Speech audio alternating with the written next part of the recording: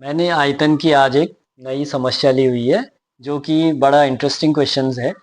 Question, एक ठोस में ऊंचाई 120 सेंटीमीटर, त्रिज्या 60 सेंटीमीटर वाला शंकु जो 60 सेंटीमीटर त्रिज्या वाले अर्धगोले पर आरोपित है।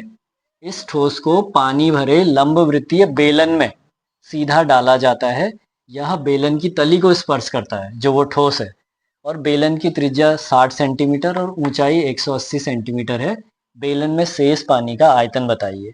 अब देखिए बच्चों, इतना लंबा सा क्वेश्चन है और 10th लेवल पे या यूपीएससी लेवल पे या सीईटी लेवल पे थोड़ा ये पढ़ने में टाइम लग जाता है इसको, लेकिन ये क्वेश्चन बड़ा इजीली आपका सॉल्व हो जाएगा। बहुत ज़्यादा कैलकुलेशन करने की ज़रूरत नहीं है इसमें। देखिए कैसे, सबसे पहले आप पहचानिए कि वो ठोस है क्या। ठोस क्या है? एक शंकु है, कह रहा है शंकु है, तो मैंने आपके लिए सुविधा के लिए बनाया है शंकु। और ये शंकु किस पे आरोपित है? अर्धगोले पर आरोपित है। आप ये मान लीजिए अर्धगोला है। इस शंकु का आयतन निकालेंगे और इस अर्धगोले का आयतन निकालेंगे। तो आपको शंकु का आयतन पता है, 1/3 पाई आर स्क्वायर एच होता है। अर्धगोले का आयतन भी आपको पता है, 2/3 पाई आर क्यूब होता है। तो आप इन दोनों को जोड़ देंगे तो आपका क्या निकलेगा? इस ठोस का आयतन निकल जाएगा। अब क्या कह रहा है कि इस ठोस को जल से भरे हुए एक लंबवृत्तीय बेलन में डाला है। लंबवृत्तीय बेलन में डाला है और ये इसकी तली से चिपकना चाहिए। तो इसका मतलब जब हम इसको, पानी ऑब्वियसली पानी भरा हुआ है ना बेलन में, तो इस ठोस को अगर डालेंगे तो उससे पानी कम हो जाएगा, आयतन कम हो जाएगा। तो किसका आयतन कम हो जाएगा? बेलन का आयतन कम हो जाएगा। ये ठोस का आयतन तो वैसा ही रहेगा। तो हम क्या करेंगे कि बेलन के आयतन से अगर हम इस ठोस के आयतन को घटा दें तो हमारा जो बचा हुआ पानी का आयतन है बेलन में वो निकल जाएगा। तो देखिए, पहले हम क्या करेंगे, इस ठोस का आयतन निकालेंगे। तो ये ठोस का आयतन निकालने के लिए हमको क्या चाहिए? शंकु का आयतन धन अर्धगोले का आयतन। तो देखिए इसको सॉल्व करते हैं। तो पहले हमने लिखा कि ठोस का आयतन, जो ठोस हम बेलन में डालने वाले हैं उस ठोस का आयतन, ठोस का आयतन जिसे बेलन में डाला जाएगा, बेलन में जिसे बेलन में डाला जाता है। ठीक है। अब अगर आपका ऑब्जेक्टिव क्वेश्चन होगा तो आपको इतना सारा थोड़ी ना लिखना पड़ेगा, वो तो आपके दिमाग में आ गया। आप तो बेलन में डाला जाता है वो हो जाएगा आपका क्या? शंकु का आयतन। शंकु का आयतन, इसको कहते हैं volume of cone. Okay. Plus अर्धगोले का आयतन। अर्धगोले को क्या बोला जाता है इंग्लिश में? हेमिस्फेयर बोला जाता है। अर्धगोले का आयतन। ठीक है बच्चों। तो शंकु का आयतन आपका सूत्र है 1/3 पाई आर स्क्वायर एच, धन आपका यहाँ गोले अर्धगोले का आयतन 2/3 पाई आर क्यूब। अब आप क्या करो, इसमें से आप आर, क्योंकि आपको यहाँ सुविधा के लिए आर तो सेम दे दी, शंकु की आर भी आपको 60 दी हुई है और अर्धगोले की आर भी आपको 60 दी है, तो आर आप कॉमन ले सकते हैं, पाई की वैल्यू सेम होती है। तो अगर आप क्या ले लें, यहाँ से कॉमन ले लीजिए आप। किस किस को? मैं सिंप्लीफाई करने के लिए पाई आर स्क्वायर को कॉमन ले ले रहा हूँ यहाँ पर। तो अंदर बच रहा है आपका 1/3 एच, धन बच जा रहा है आपका 2/3 आर। इसको सॉल्व करना आसान होता है। तो अब हमने यहाँ 22/7 किया, गुणा आर हमको 60 गुणा 60 दिया हुआ है बच्चों, और 1/3 शंकु की ऊंचाई देख लो आप कितनी दी है, 120। ठीक। तो धन 2/3 और त्रिज्या दी है 60। तो अब काट लेंगे, 3 से 12 काटेंगे 4 बार तो 40 हो गया, 3 से 120, 3 से यहाँ 20 बार कट गया। तो देखो 40 से कम 40, 20 दूना 40, तो ब्रैकेट के अंदर हमारा इतना आ जा रहा है 22/7 गुणा 60 तो हमारा बाहर रहेगा। और यहाँ कितना आ गया? 40 धन 40। ओके। तो ये कितना आ गया हमारा बच्चों? 22/7 गुणा 60 गुणा 80। अब बच्चे क्या करते हैं, यहाँ पर गुणा करने में लग जाते हैं, वो मल्टीप्लाई करने में लग जाते हैं और बहुत देर लग जाती है, उससे उनके दूसरे क्वेश्चन भी छूट जाते हैं।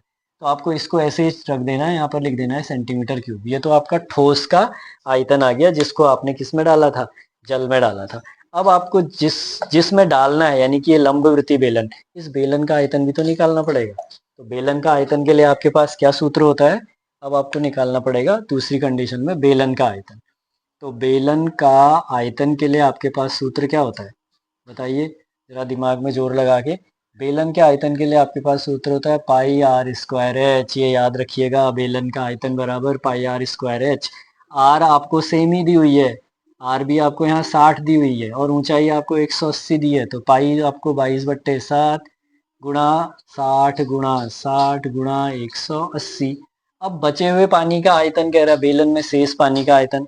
तो शेष का आयतन तो आप बचपन से मैथ्स में सीखा जा रहा है, शेष कहा जा रहा है तो वहां पर घटाना ही पड़ता है। तो शेष आयतन कहाँ है, वो बेलन में शेष आयतन। अब बेलन में शेष आयतन बराबर क्या होगा, बेलन का आयतन, बेलन का आयतन माइनस क्या हो जाएगा, ठोस का आयतन। ओके, ठोस का आयतन।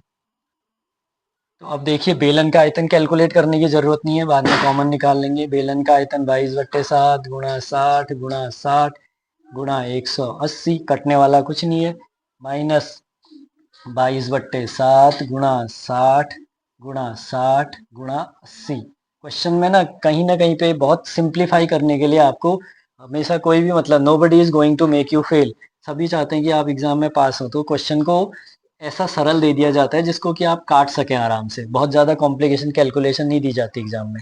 तो 22/7 आपको बाहर निकाल लेना है, ठीक है, कॉमन लेना है। 60 आप बाहर निकाल सकते हो और गुणा 60 भी आप बाहर निकाल सकते हो, तो आपका यहाँ बचता है 180 केवल बच्चों।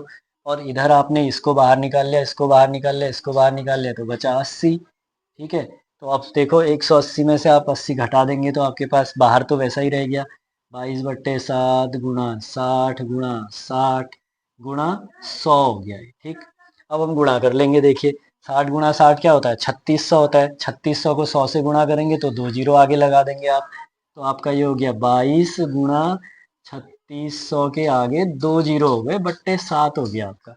अब आप देखिए इसको गुणा करके 36, 22 और 36 को आप अगर गुणा करेंगे, 22 छक्का 132, 6 दूना 12, 6 दूना 12 13, 22 छक्का 132, बचा कितना 13, 22 तिया 66, 66 और 13 जोड़ दिए, 66 10 76 और 3 79 हो गया।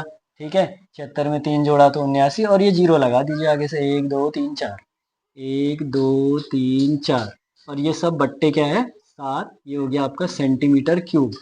अब यहाँ आपको ध्यान देना है, सेंटीमीटर क्यूब को आपने मीटर क्यूब में बदलना है, तो मैं आपको यहाँ पर ये कहीं पर समझा देता हूँ ऐसे करके, इसको ध्यान दीजिए आप। सेंटीमीटर को आपने मीटर में बदलना है। ठीक, जब सेंटीमीटर को हम मीटर में बदलते हैं तो हमको पता है कि 1 मीटर बराबर होता है 100 सेंटीमीटर।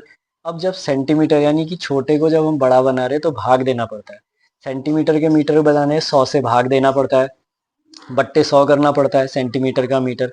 लेकिन ये क्या है, सेंटीमीटर क्यूब है, तो ये 100 कितनी बार आएगा, 3 बार। 100 गुणा 100 गुणा 100 से भाग देंगे तो ये मीटर क्यूब बन जाएगा कोई भी।